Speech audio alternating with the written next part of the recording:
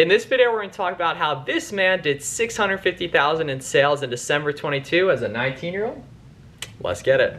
Jackson, so we're excited to talk all about that, but obviously before you were doing big numbers with All-In Arbitrage, you want to tell us a little bit about yourself? Sure. So I've been reselling shoes for almost 7 years now. So I started off reselling Jordans, Yeezys, Supreme stuff. I used to go for the drops on Thursdays. And you know, I would try the sneakers app and Confirmed and all that kind of stuff. And so I had been doing that for a while. But when sneaker resale started going down after COVID kind of stopped, and there was like less money coming in, you know, I got more into Amazon. So I started with retail arbitrage, then I went into online arbitrage, and now I do wholesale full time. Sure. And what I like is I come from the exact same world in the shoe world, doing the Nikes, Yeezys, that kind of thing, but that's a little bit more scarce in a sense that there's like kind of less of a market for it. It's not mass market the way people on Amazon are buying all different types of stuff, and you can sell all different types of stuff basically. So what is it, a lot of what, at least in the OA side of things, that you were selling with arbitrage? Yeah, so it was all shoes starting out originally, like when I first got started. Now I've branched off more towards beauty and grocery, but still big on apparel and shoes. Yeah, that's my favorite category as well, and I think it's just the best for arbitrage because you don't have to worry about competing with any wholesalers when you're in like Nike, Converse, Adidas, Jockey, these types of brands basically. Meanwhile, if you want to focus on beauty and grocery,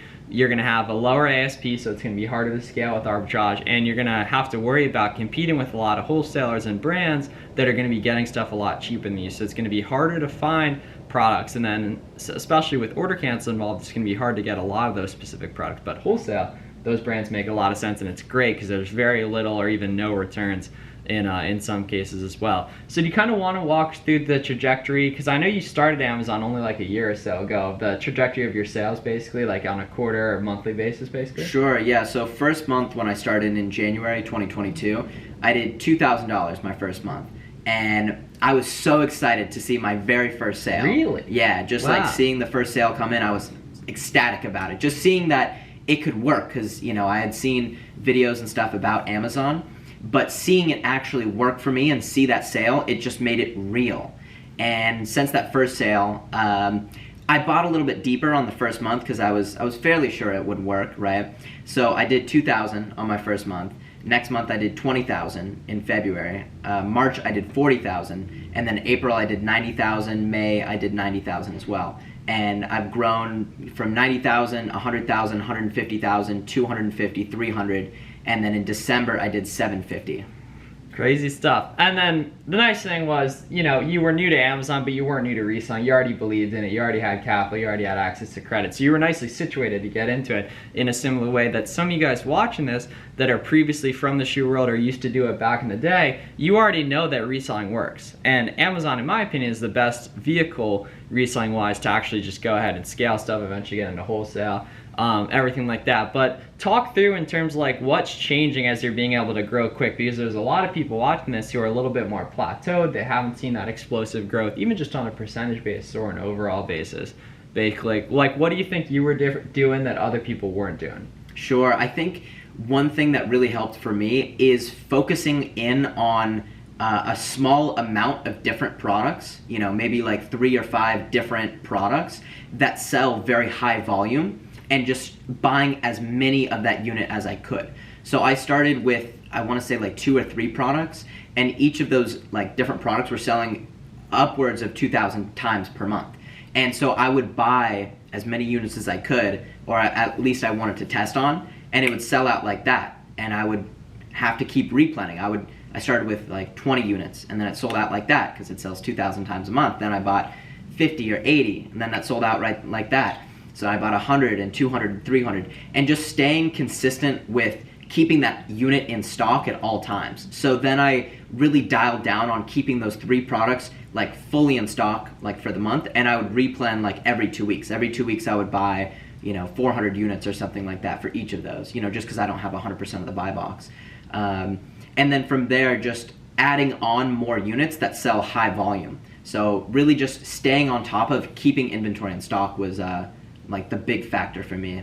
Yeah, and you and I were talking about it off camera as well. Like the big differentiating factor too is that we've been able to take advantage of some like the crazy discounts that have gone on basically that you kind of only find either by brute force doing it on your own or being nicely connected and stuff with some other people. I know you're a big sneaker Twitter guy, now Amazon Twitter guy. I've always been big on the community, and that's been so huge because it allows us to work so much less, have more fun, make more profit because we're doing with the boys basically. So we're gonna keep telling you guys to do it each video because you guys should really look into it because it makes it a lot more fun, a lot easier, everything like that. You want to talk a little bit about the community and how you've been able to utilize that? Oh, 100%, 100%. I mean, network is everything. So getting started in Amazon, my first product, I had heard it was good from somebody else.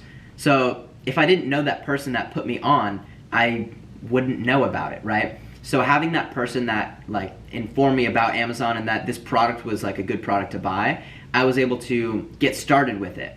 And then as I got deeper in the community, getting very close with other people, there's, you know, special discounts or special sales that people find out about that when you have people that are plugged into the scene, they share that information, or you're presented with the opportunity to purchase that information. You know, somebody might have like a crazy sale or a crazy, you know, something out there that they're willing to sell for 50,000 or 100,000 for a specific sale or something like that, right? And being in the space where you're offered that is better than not knowing about it at all. We're obviously not telling you guys to spend $50,000 on any type, sort of opportunity, but more so trying to get you guys in the mindset of talking to other Amazon sellers and stuff. Because you think about, like, as a kid, if the teacher told you you could cheat on the test, would you cheat on the test and work with your friends and get a way better grade way faster with less work and more fun? Or would you just do it by yourself? Because Amazon is a test where all you're graded on is the money you can make, and you're allowed to do it with your friends. You really should, basically, right there. And I'm, you know, always big on talking about the community and everything like that. So how much do you think of that huge month in December was you being really, really good, and part of it was just right place, right time, market timing with Q4? I would say about 50-50. 50-50, like 50% of it was buying just as much inventory as I could, and knowing a lot of different products to be buying. The other 50% was, it was Black Friday, right? So I bought a ton on Black Friday. I bought a ton before Black Friday. And when the Black Friday stuff got into the prep center, they did FBM. So as soon as it got in from buying it at, you know, basically the cheapest price throughout the year, I was then selling it at the time of the year where the volume is the highest and then the pricing on Amazon is the highest. So I had the highest margin with the highest sales. So it was a combination of both, I would say. It's perfect storm. Yeah, I completely agree because you needed the capital, the relationships, and the expertise that you built in the off month to take advantage of Q4. And the nice thing is it happens every year, so it'd be, you know, nicely positioned to execute it, basically, in terms of that. And then I know you're getting more active on Twitter and such. What are some of the like kind of big questions you get often or mistakes you see people making? Sure. So some of the mistakes that honestly I see people make is buying low sales volume items. It can be very profitable on a dollar, like on an ROI basis, right? Like you could see something that sells 50 times a month with an 80% ROI, which sounds great, but it's not extremely scalable versus buying something with a 30 or 40% ROI that you can sell 100 times just by yourself, that on the Amazon listing sells 1,000 times a month. Versus if it sells 50 times a month, you might be able to only sell 5 or 6 or so, roughly, depending on buy box, of course.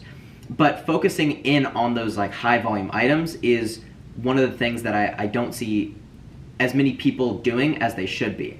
Well, those items are reserved for the people who know how to discount them, basically, and only I feel like the people who are really, really dialed in are going to be able to get and learn and take advantage of those discounts, have the confidence, conviction, etc. But that's what you're rewarded for being really deep into stuff, having the right relationships, and, you know, taking the time investing in that, building trust, etc. Basically with that and everything. I like the point about FBMing with the prep center too. That's pretty gangster as well. Some people are getting some ideas watching this to take advantage of that next year. And in Q4, and just FBM in general during Q4 is crazy. For those of you guys who don't know how that works, basically, you see us talk about FBA a lot, where we send products to Amazon. FBM is where you ship products directly to the customer. It's not always something you can take huge advantage of, but during December, when you don't have time to send that inventory into FBA, it's a really good opportunity basically, like that. So, Jackson, you have an awesome, basically like OA kind of, well, how would you even describe it, basically? I would describe it as an order tracker and an overall like a management system where you're not going to lose information that you need to know about your Amazon business. So keeping track of the orders that you place, keeping track of websites that you order from, keeping track of gift cards that you have for certain websites, accounts, discount codes, and such and so forth.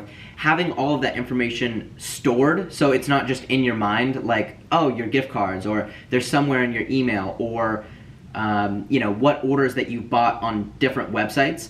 Having that written down and documented makes it super easy if you need to go back and reference that information, right? If you buy a bunch of gift cards and they're just stored in your email, you might forget to check your email or not check one of the gift cards. But if you have it in a certain place, you can go check it to make sure that if there is balance on there, you can spend it. And if there's no balance, you can just throw it away, right?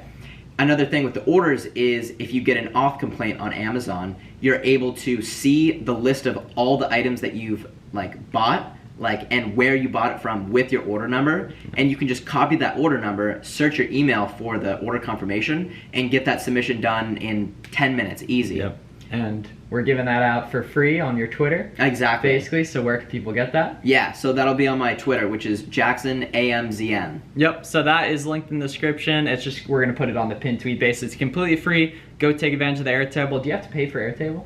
No, it should be free. Even better. Okay, for some reason I thought you did basically right there. So, go take advantage of that. It's linked down in the description. It's going to be on his pinned tweet. We're going to go do that right after this video is going up today. Basically on that. So, be on the lookout for that. Go take advantage of the Airtable. Follow Jackson. Thanks a lot, man. Yeah, thank you for having me. Cool. Thanks for watching, guys.